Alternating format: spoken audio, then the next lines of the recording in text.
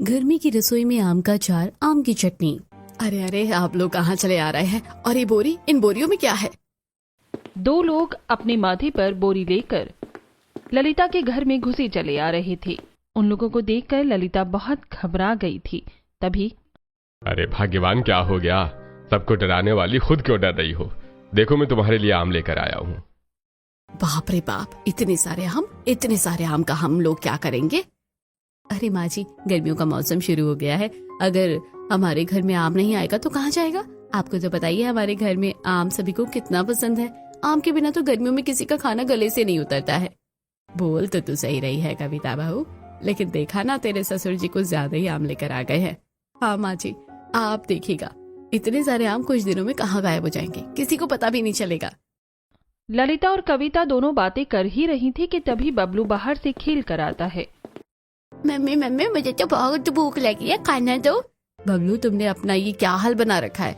तुम्हारे पूरे बदन में मिट्टी लगी हुई है। जाओ पहले नहा कर आओ, फिर मैं खाना दूंगी। बबलू बाथरूम में जाकर नहाता है। नहाने के बाद कविता बबलू को खाना निकाल कर देती है। मम्मी, ये क्या लौकी की सब्जी? मुझे लौकी की सब्जी बिल्कुल पसंद नहीं है। हाँ, मुझे आम का अचार रोटी दे दो ना, मैं अचार रोटी खा लूंगा। ये सब्जी बहुत फीकी है। अच्छा ठीक है, मैं अचार लेकर आती हूँ। कविता किचन के अंदर जाती है और किचन से अचार की बड़ी सी बरनी अपने साथ बाहर लेकर आती है। बबलू बेटा, अचार तो खत्म हो गया है। नहीं मम्मी, मुझे अचार रोटी खाना है, मैं सब्जी रोटी नहीं खाऊंगा। बबलू की जिद करने पर कविता बरनी से थोड़ा अचार का मसाला और थोड़ा सा आम का टुकड़ा निकालकर बबलू को देती है। बबलू बेटा, देखो बेटा, अचार की बरनी खाली है, इसमें बस थोड़े से मसाले हैं। अभी मैं तुम्हें खाना खिला देती हूँ, फिर मैं अचार लगा दूंगी। देखो दादाजी कितने सारे आम लेकर आए हैं। अरे वाह दादाजी, मैं सारे आम का अचार खाऊंगा, खाने में बड़ा मजा आएगा। माँ, आप जल्दी से आम का अचार बना दो। बबलू इतना कहते हैं कि तभी कविता की छोटी ननंद रानी कॉलेज से पढ़कर आती है। कविता की दो ननंद थी। उसकी बड़ी ननंद पायल की शादी हो गई थी और उसकी छोटी ननंद रानी कॉलेज में पढ़ती थी। अरे वाह, इतने सारे आम, ये आम जरूर पापा लेकर आए होंगे। नन्ना जी, कमर कस के तैयार हो जाइए, इस बार हमें बहुत सारे आम का अचार लगाना है। कविता भाभी, मुझे तो कोई चिंता ही नहीं है, क्योंकि इस बार मैं अकेली नहीं हूँ। इस बार मेरे साथ छोटी भाभी भी तो अचार बनवाएगी। हम सब आपकी मदद करेंगे अचार बनाने में। अच्छा बेटा, तुमने तो भाभी आने से पहले ही सारी प्लानिंग कर रखी है। कविता की बात सुनकर सभी हंसने लगते हैं। तभी रानी पेट पकड़कर, भाभी भूख लगी है, खाना दो ना। मैं आज अपना टिफिन भी नहीं कर पाई, कॉलेज में क्लासेस लगातार हो रही थी तो मौका ही नहीं मिला। ऊपर से ये गर्मी, मेरी हालत बहुत खराब हो गई। भाभी, वो आम की खट्टी मीठी वाली चटनी बना देना ना, जो आप बनाते हो, मुझे बहुत टेस्टी लगती है। अच्छा ठीक है, तुम फ्रेश हो जाओ, मैं आम की खट्टी मीठी चटनी बनाती। कविता किचन में आम की चटनी बनाने के लिए चली जाती है। थोड़ी देर बाद रानी सभी घरवालों के साथ दोपहर का खाना खाने के लिए डाइनिंग टेबल पर बैठती है। कविता सभी को चावल, अरहर की दाल, कटहल की सब्जी और आम की खट्टी मीठी चटनी बनाकर देती है। सभी खाना खाते हैं। तभी ओहो, क्या बात है भाभी, ये खट्टे मीठे आम की चटनी खाने में तो मजा ही आ गया। बस एक की कमी है। क्या भाभी? आम का अचार। आम के अचार के बिना तो गर्मी में हर खाना अधूरा लगता है। बस आम का अचार मिल जाए तो खाने का स्वाद दोगुना हो जाता है। नाना जी, चिंता क्यों करती हो? हम लोग कल ही बाजार चलेंगे अचार का मसाला लेने के लिए, और कल से आम का अचार बनाने का काम भी शुरू कर देंगे। कविता इतना कहती है कि तभी ललिता उस पर दाना पानी लेकर चढ़ जाती है। कविता बहू, तेरा होश ठिकाने पर तो है? ये कैसी बातें कर रही है? कुछ दिनों में तेरे देवर की शादी होने वाली है और तू अचार बनाने का सोच रही है। तुझे पता नहीं है कि हमारे गांव में शादी से पहले कोई भी खट्टी चीज नहीं बनाई जाती? क्या हुआ, आप इन सब चीजों को मानती है? आज के जमाने में कौन इन सब बातों को मानता है? माँ जी बिल्कुल सही कह रही है रानी, मेरे दिमाग से तो निकल ही गया था कि कोई भी शुभ काम करने से पहले खट्टे आम का अचार, कोई भी खट्टा अचार नहीं बनाते हैं। इससे रिश्तों में खटास आती है, और मैं नहीं चाहती कि देवर जी की शादी में ऐसा कुछ भी हो। तो हम लोग अब शादी के बाद अचार बनाएंगे, तब तक तुम आम की चटनी से ही काम चला लो। अच्छा ठीक है भाभी, जैसा आप कहें। एक तरफ जहां जानवी के होने वाले ससुराल में अचार बनाने की तैयारी हो रही थी, तो वहीं जानवी अपने मायके में अलग ही कांड कर रही थी। जानवी, जल्दी नीचे उतर। उफ, कितनी ज्यादा गर्मी है, धूप में खड़े खड़े तो मेरी हवा ही टाइट हो गई, पसीना भी पानी की तरह शरीर से बह रहा है। तुम जल्दी आम तोड़ो। हाँ हाँ, बस हो गया, 2-4 आम बस, और तोड़ दूं? जानवी अपनी सहेली रजनी के साथ आम के बगीचे में थी। जानवी आम के पेड़ पर चढ़कर आम तोड़ रही थी, तो वहीं उसकी सहेली रजनी नीचे खड़ी होकर देख रही थी कि कहीं कोई आ ना जाए। गर्मी की वजह से उसे बार बार पसीना आ रहा था और नीचे डर के मारे रजनी की हालत खराब थी कि कहीं मालिक आ गया या कोई दूसरा उन्हें देख न ले। अरे जानवी चल यार, वरना मालिक काका आ जाएंगे। अगर उन्होंने हमें पकड़ लिया तो हमारे घर वालों से हमें बहुत डांट पड़ेगी। रजनी इतना कहती है कि तभी पीछे से मालिक काका की आवाज आती है। अरे कौन है वहाँ? रुक रुक, मैं तुझे बताता हूँ। तुम लोग कभी नहीं सुधरोगे भाई। जब देखो मेरे आम तोड़ने के लिए आ जाते हो। एक बार हाथ लग गई तो बहुत पिटाई खाओगे। मालिक काका की आवाज सुनकर रजनी की सिट्टी पिट्टी गुल हो जाती है। वो घबराते हुए जानवी से कहती है, यार अब बस कर, तूने बहुत आम तोड़ लिए हैं। अगर तू अभी भी नीचे नहीं आई ना तो हम लोग पकड़े जाएंगे, और अगर आम चोरी करने की बात तेरे घर वाले तक पहुंची ना तो वो तेरे साथ साथ मुझे भी बहुत डांटेंगे। रजनी तू थोड़ी देर के लिए चुप होगी? तब से बोलती जा रही है। मैं पेड़ के ऊपर चढ़ तो गई, लेकिन अब उतरने में डर लग रहा है। जानवी मैं जानती हूँ तुझे अभी जल्दी उतरना पड़ेगा, वरना हम लोग पकड़े जाएंगे और हमें मालिक काका से बहुत डांट पड़ेगी। रजनी की बात सुनकर जानवी बजरंगबली का नाम लेकर डरते डरते आम के पेड़ से नीचे उतरती है और तोड़े हुए आम लेकर रजनी के साथ भाग जाती है। अरे आम चोर फिर से मुझे चकमा देकर भाग गया, लेकिन अगली बार मैं नहीं छोड़ूंगा। रजनी और जानवी दोनों भागते हुए जानवी के घर पहुंच जाती हैं। दोनों गर्मी में दौड़ रही थी, इसलिए उन्हें काफी पसीना आता है और घर पहुंचने के बाद दोनों हांफने लगती हैं। तभी पीछे से कविता आकर दोनों के कान पकड़ लेती है। माँ लग रहा है, छोड़ो ना। कब सुधरेगी तुम लोग? जानवी 4 दिन बाद तेरी शादी है और तू आम के पेड़ पर चढ़कर आम की चोरी कर रही है। और एक बार बोल देती तेरे पापा ढेर सारे आम लेकर आ जाते। माँ आम खरीद कर खाने में वो मजा नहीं है जो आम चुरा कर खाने में आता है। अच्छा अगर आम के पेड़ पर चढ़ने में कहीं हाथ पैर में चोट लग जाती या फिर तू आम के पेड़ से नीचे गिर जाती तो क्या होता? तेरे पिताजी तो मुझे ही सुनाएंगे। माँ छोड़ो ना इन सब बातों को, मुझे कहीं भी चोट नहीं लगी है। मुझे बड़ी जोरों की भूख लगी है, खाना दे दो ना। आंटी भूख तो मुझे भी बड़ी जोरों की लगी है। जानवी बता रही थी कि आप आम और कटहल की बहुत ही टेस्टी अचार बनाती है। मुझे कटहल खाना बहुत पसंद है। क्या मैं आपके यहाँ आज खाना खा लूं? अरे अब ये भी कोई कहने वाली बात है बेटा, तू तो हमारे घर की अपनी है। तुम दोनों बैठो, मैं खाना निकालती हूँ। रजनी और जानवी अपने साथ लाए आम को एक टोकरी में रखती हैं, फिर फ्रेश होकर डाइनिंग टेबल पर बैठती हैं। सविता जानवी और उसकी सहेली को खाना निकाल कर देती है। जानवी और रजनी जब खाना खाते हैं तब वाह वाह भाई साहब, क्या गजब का आम और कटहल का अचार बनाया है आपने आंटी। इतना टेस्टी आम का अचार मैंने कभी नहीं खाया। ये टेस्टी आम का अचार तुझे सिर्फ मेरे घर पर ही मिलेगा, क्योंकि ये आम का अचार मेरी नानी के खास सीक्रेट रेसिपी से बनाया गया है। तूने ऐसा अचार कहीं नहीं खाया होगा। अरे जानवी तू क्या कर रही है? अचार के साथ ही सारा खाना खा लेगी। लौकी का रायता मैंने काफी टेस्टी बनाया, उसे भी तो खाकर देख। तूने जो सब्जी छुई भी नहीं है। माँ गर्मी के दिनों में तो दाल चावल और अचार ही काफी होता है, और वैसे भी इस लौकी की सब्जी में कोई जान नहीं है। ये बहुत फीकी लग रही है और ये अचार तो बड़ा चटपटा लग रहा है। मैं तो अचार के साथ ही खाना खाऊंगी। आप मुझे थोड़ा और अचार दो ना। सविता अचार की बरनी से जानवी को थोड़ा और अचार निकाल कर देती है और कहती है, बेटा मुझे अचार खाना इतना अच्छा लगता है, तू तो अचार बनाना सीख क्यों नहीं लेती? तेरे ससुराल में तुझे ये अचार रोज रोज कहाँ खाने को मिलेगा? माँ मैं अभी नहीं, ससुराल जाने के बाद अचार बनाना सीखूंगी। शादी के बाद मैं आपको फोन करूंगी, तब आप मुझे अचार की रेसिपी बता देना। वैसे भी अब कितने ही दिन रह गए मेरी शादी को। माँ हमारा खाना तो हो गया, मैं रजनी को अपने कपड़े दिखाने जा रही हूँ। जानवी रजनी को अपने घर में ले जाती है और अपनी शादी का जोड़ा दिखाती है। यार तेरा लहंगा कितना भारी, मुझे तो इसे देखकर पसीने आ रहे हैं। पता नहीं तो इतनी गर्मी में ये लहंगा पहनकर शादी कैसे करेगी।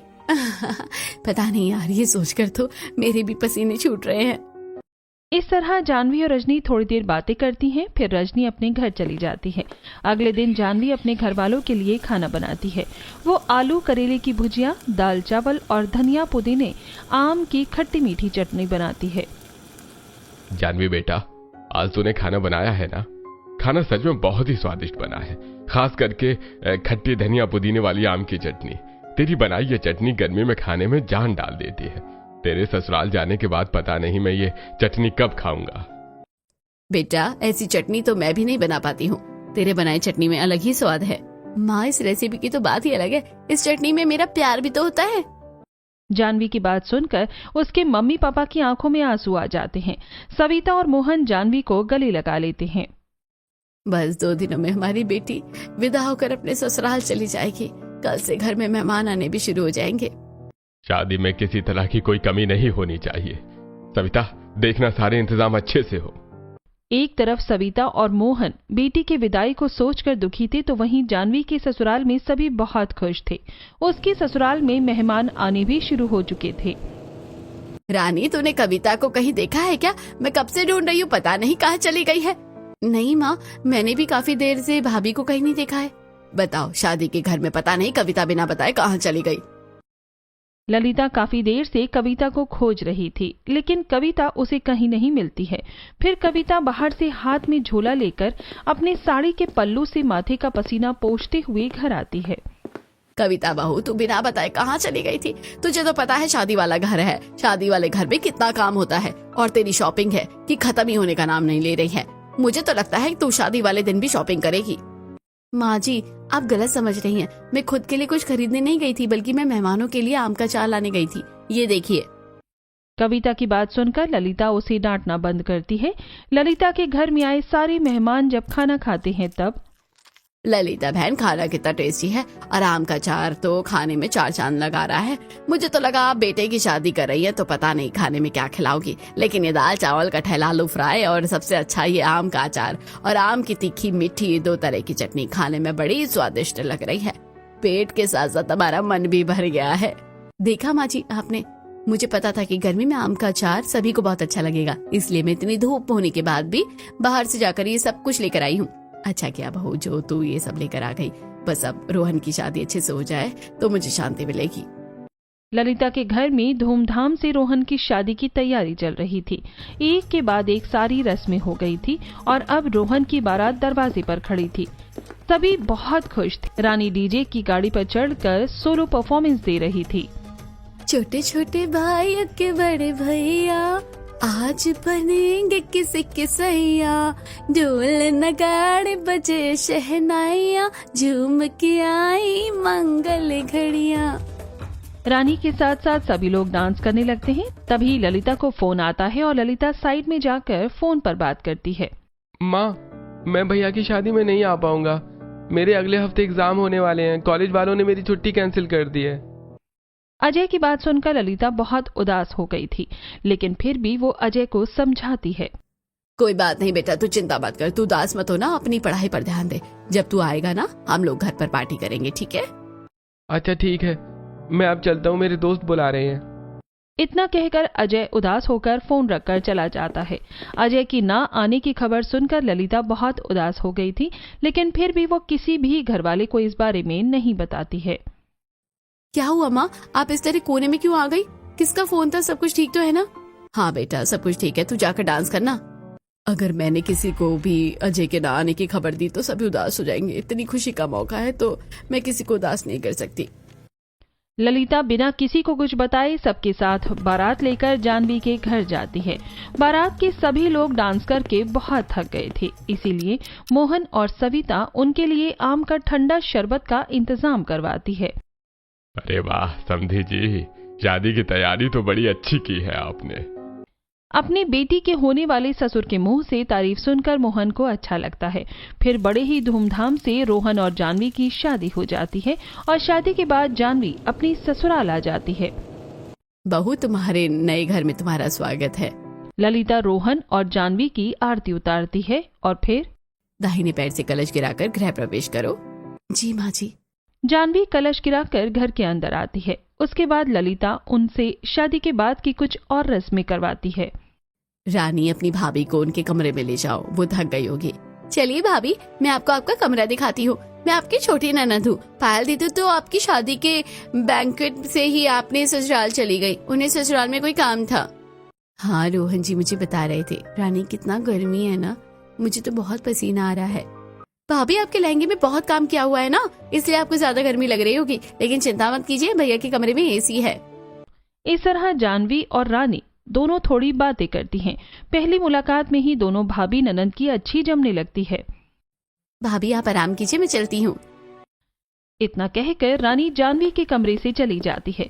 थोड़ी देर बाद रोहन कमरे में आता है और देखता है कि जानवी एसी चलाकर मजे से सो रही है।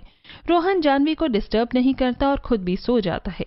अगले दिन जानवी की पहली रसोई थी, तो वो अच्छे से तैयार होकर अपनी सास के पास जाती है और उनका आशीर्वाद लेती है।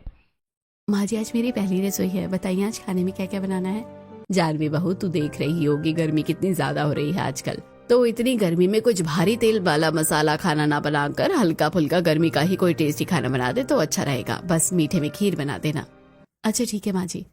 जानवी रसोई में जाती है और चूल्हा पूजन करने के बाद अपनी पहली रसोई का खाना बनाना शुरू करती है। वो चावल, अरहर की दाल, लौकी का रायता और कटहल की सब्जी बनाती है। दाल चावल तो बन गए हैं, बस अब सब्जी और रायता बनाना बाकी है, फिर मैं आखिरी में खीर बनाऊंगी।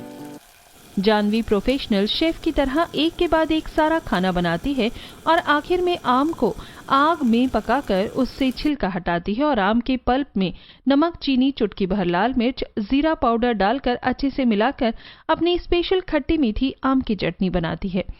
सारा खाना बन जाने के बाद जानवी आराम से खीर बनाती है। सभी लोग जब जानवी के हाथ का बनाया खाना खाते हैं तब खाना तो बड़ा ही स्वादिष्ट बनाया है बहू तुमने। खाना खाकर मजा आ गया। गर्मी के दिनों में इस तरह का खाना ही अच्छा लगता है, सिंपल लेकिन टेस्टी। भाभी क्या खाना बनाया आपने, और ये आम की कितनी टेस्टी खट्टी मीठी चटनी बनाई है, ये तो कमाल की है। मेरे बस चले तो मैं अकेले ही सारी चटनी खा जाऊं, लेकिन माँ पापा का भी तो ध्यान रखना पड़ता है ना, बेचारे वो क्या खाएंगे। अच्छा बच्चों, अगर तुम ही सारी चटनी चटकर जाओगी तो हम लोग क्या खाएंगे। कविता की बात सुनकर सभी हंसने लगते हैं। सभी हंसी मजाक कर रहे थे, तभी चटनी खाते हुए रानी कहती है, भाभी आप इतनी अच्छी टेस्टी चटनी बनाती है तो आप आम का अचार भी बहुत टेस्टी बनाती होगी ना। रानी की बात सुनकर जानवी के चेहरे का रंग उड़ जाता है। क्या हुआ बेटा, तुम परेशान लग रही हो। वो माँ जी, आम का अचार बनाना नहीं आता है, मुझे आम के अलग अलग तरह की चटनी बनानी आती है। जानवी की बात सुनकर पहले सब सीरियस होने का ड्रामा करते हैं, फिर सभी हंसने लगते हैं। भाभी अगर आपको आम का अचार नहीं बनाना आता है तो क्या हो गया, इसमें इतनी सीरियस होने वाली थोड़ी ना बात है। और माँ आप देख रही है हमारी दोनों भाभीयों की क्या जोड़ी है। बात तो तू सही कह रही है, बड़ी वाली आम का अचार बनाने में मास्टर है तो वही छोटी वाली आम की अलग अलग तरह की चटनी बनाती है। इस बार तो हमारी गर्मियाँ बहुत अच्छे से जाने वाली है। बिल्कुल सही कह रही हूँ माँ, इस बार गर्मियों में बड़ा मजा आने वाला है। अरे कविता बहू, रोहन की शादी तो अच्छे से हो ही गई है, अब तू कल से आम का अचार बनाना शुरू कर दे। तेरे ससुर जी को आम लेकर आए हुए काफी दिन हो गए हैं, अगर वो रसोई में ऐसे ही बोरी पे पड़े रहे तो रखे रखे गर्मी में पक जाएंगे, फिर उसका अचार नहीं बन पाएगा। तो तुम लोग कल ही अचार बनाना शुरू कर दो। जी ठीक है माँ जी, मैं आज शाम को रानी और जानवी को लेकर बाजार जाती हूँ और अचार के मसाले खरीद के ले आती हूँ। इसी बहाने जानवी हमारे साथ यहाँ बाजार भी देख लेगी। अच्छा ठीक है बहू, जानवी बहू को भी साथ में ले जाना। जानवी तू बस सर पर पल्ला रख लेना। दोपहर से शाम हो जाती है, फिर कविता, जानवी और रानी तैयार होकर बाजार जाती हैं। भाभी क्या हम लोग बाजार में किसी एक दुकान में जाकर अचार का मसाला खरीदने वाले हैं, क्योंकि मेरे मायके में तो मेरी माँ आम का अचार बनाने के लिए हमेशा एक ही दुकान से जाकर अचार का मसाला लेकर आती थी। अरे नहीं जानवी, मैं तुम्हें मसाला मार्केट लेकर जा रही हूँ, जहाँ सिर्फ मसाले बिकते हैं। यहाँ लोग स्पेशली अचार बनाने के लिए मसाला खरीदने आते हैं। कविता जानवी और रानी को मसाला मार्केट में लेकर जाती है, जहां एक तरफ मसाले बिक रहे थे। तीखी मिर्च, हल्दी, धनिया की खुशबू पूरे हवा में फैली हुई थी। आज मसाले की कितनी स्ट्रॉन्ग खुशबू आ रही है, ये मसाले की महक तो नाक में गुदगुदी कर रही है। मसाले की महक तो मुझे भी बहुत पसंद है और यहाँ तो हर तरफ मसाले ही मसाले हैं। रानी, जानवी चलो दुकान पर चलते हैं, क्योंकि इस दुकान के मसाले काफी अच्छे होते हैं। ये लोग बिल्कुल राजस्थानी तरीके से मसाला बनाते हैं। कविता अपनी देवरानी और ननन के साथ उस दुकान पर जाती है। भैया जी पहचाना आपने, मैं कविता। मुझे 25 किलो आम का अचार बनाने के लिए मसाला दे दीजिए, हमारा वही स्पेशल वाला मसाला दीजिएगा। कविता के कहने पर मसाला बेचने वाला आदमी एक एक 2-2 किलो पैक करने लगता है। कविता दुकान वाले को पैसे देती है और फिर सारे मसाले लेकर घर आ जाती है। रात में कविता और जानवी खाना बनाती हैं, फिर सभी खाना खाकर सो जाते हैं। अगले दिन कविता रसोई में रखे आम की दोनों बोरी खोलती है और रसोई के फर्श पर सारा आम फैला देती है। भैंस की आम, क्या हमें इतने सारे आम का अचार बनाना पड़ेगा? इतने सारे आम का हम लोग क्या करेंगे? इतना बड़ा हमारा परिवार है, उसके हिसाब से तो 2-3 बरनी आम हमारे लिए काफी है। अच्छा अभी तो तुम कुछ जानती नहीं हो। अरे बहू, तुम लोग बातें ही करती रहोगी या जल्दी जल्दी काम भी करोगी? बहुत सारा काम करना है। अभी रानी कॉलेज गई हुई है, कॉलेज से आकर वो अचार बनाने में तुम दोनों की मदद करेगी। माँ जी बिल्कुल सही कह रही है, हमें जल्दी काम करना होगा। जानवी चलो हम लोग आम धोना शुरू करते हैं। जानवी और कविता दोनों रसोई के जमीन में बैठकर एक बड़े गमले में पानी भरकर उसमें आम को धोना शुरू करती हैं। एक साथ मिलकर काम करने की वजह से दोनों कम टाइम में वो काफी सारे आम धो लेती हैं। तभी रानी कॉलेज से पढ़कर आती है। अरे वाह, आप दोनों भाभी ने मिलकर तो आधा काम आसान कर दिया। चलिए अब हम लोग आम को काट लेते हैं। रानी, जानवी और कविता तीनों रसोई में बैठकर आम को छोटे छोटे टुकड़ों में काटती हैं और एक बड़ी सी परात में सारे कटे हुए आम को रखती हैं। भाभी क्या हम लोगों को इतने सारे आम का मसाला तैयार करना होगा? और नहीं तो क्या देवरानी जी, ये आम हमने देखने के लिए थोड़ी ना काटे हैं। हमारे घर में साल भर के लिए आम का अचार गर्मियों में ही बनाया जाता है। कविता की बात सुनकर जानवी चुप हो जाती है और फिर कविता, जानवी और रानी मिलकर साड़ी में रखे आम लेकर उसे धूप में फैलाने के लिए चली जाती हैं। आउच, आउच, ये छत का पक्का कितना गर्म है। यहाँ खड़े होने में तो मेरे पैर जल रहे हैं। रानी तुम छत पर चप्पल पहनकर नहीं आई तो पैर जलेगा ही ना, और नहीं तो क्या होगा। जाओ जाकर चप्पल पहन के आओ, तब तक मैं और देवरानी जी आम को फैलाते हैं। रानी अपना पैर जलने से बचाते हुए भागते हुए चप्पल पहनने के लिए नीचे जाती है। तभी इतने सारे आम से तो 10-15 बरनी अचार बनेंगे, मतलब 1-2 साल तक हमें अचार नहीं बनाना पड़ेगा। जानवी की बात सुनकर और कविता को हंसी आ जाती है, लेकिन वो कुछ कहती नहीं है। तभी कविता की पड़ोसी विमला चाची उनके अचार को देखकर कहती है, अच्छा हुआ कविता बेटा तूने अचार लगा दिया, वरना मैं तुझे कुछ दिन में बोलने ही वाली थी। तुझे पता है पिछले साल जो तुमने मुझे अचार की बरनी दी थी ना, वो खत्म होने वाली है। इस बार जब अचार बन जाए तो मुझे देना, तुम्हारा बनाया हुआ अचार बहुत ही टेस्टी होता है। हाँ क्यों नहीं आंटी जी। अरे ये क्या भाभी, ये आंटी जी तो पूरी की पूरी बरनी मांग रही है। अरे ये तो सिर्फ शुरुआत है देवरानी जी, आगे आगे देखिए होता है क्या। कड़ी धूप में आम को सूखने के लिए डालने में ही जानवी और कविता की हालत खराब हो जाती है। दोनों अपना काम खत्म करके पसीने में लथपथ होकर नीचे आती हैं। बाप रे, मैं तो बहुत थक गई हूँ, अभी तो मसाला भी तैयार करना है। अरे कोई बात नहीं देवरानी जी, आपको अभी मसाला तैयार करने की कोई जरूरत नहीं है। अभी तो 1-2 दिन हमें आम को अच्छे से सुखाना है। हम लोग कल आम का मसाला तैयार करेंगे। शाम तक आम काफी हद तक सूख जाते हैं। जानवी और रानी मिलकर आम को छत से उतार कर ले आती हैं।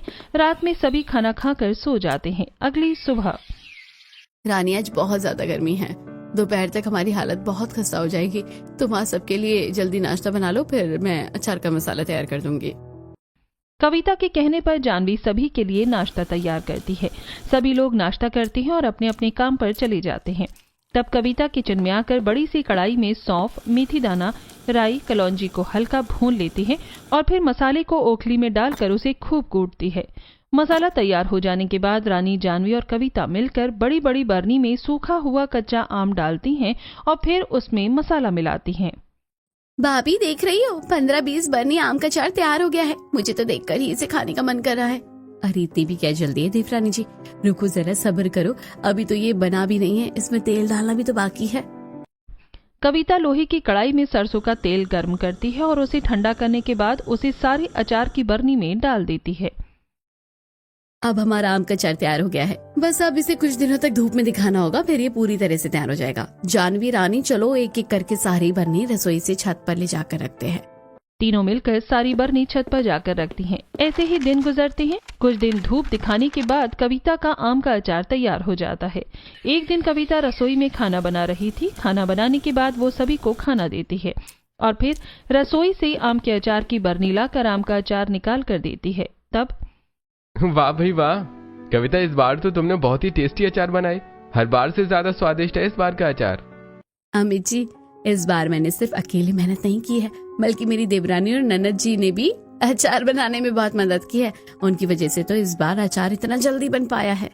कविता इतना कहती है कि तभी विनोद के साथ आ रही पायल कहती है, कविता भाभी, क्या भैया को ही सिर्फ अपने हाथ का बनाया हुआ आम का अचार खिलाओगी? देखिए हम आपके हाथों का आम का अचार खाने के लिए कितनी दूर से आए हैं।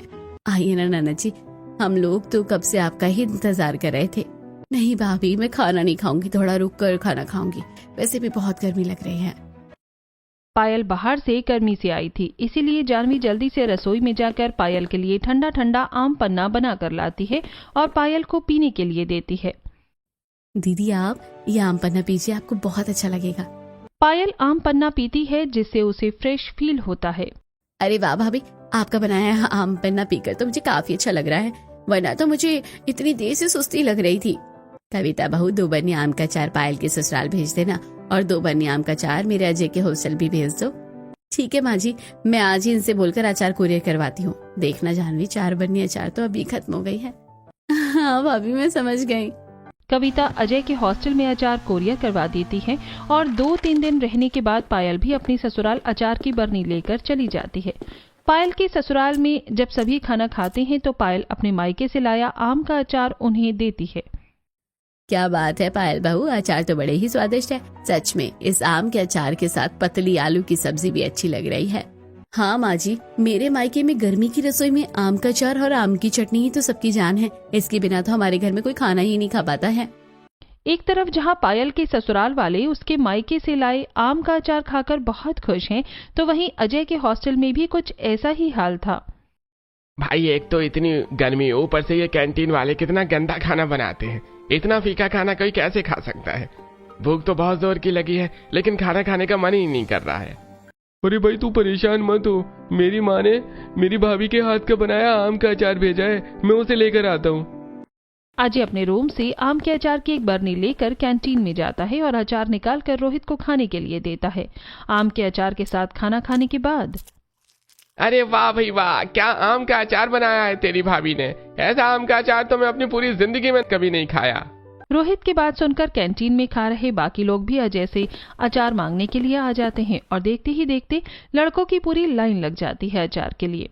सभी मांग मांग कर खूब आम का अचार खाते हैं, जिससे अजय की एक बरनी आम का अचार खत्म हो जाता है, जिसे देखकर अजय अपने घर पर फोन लगाता है।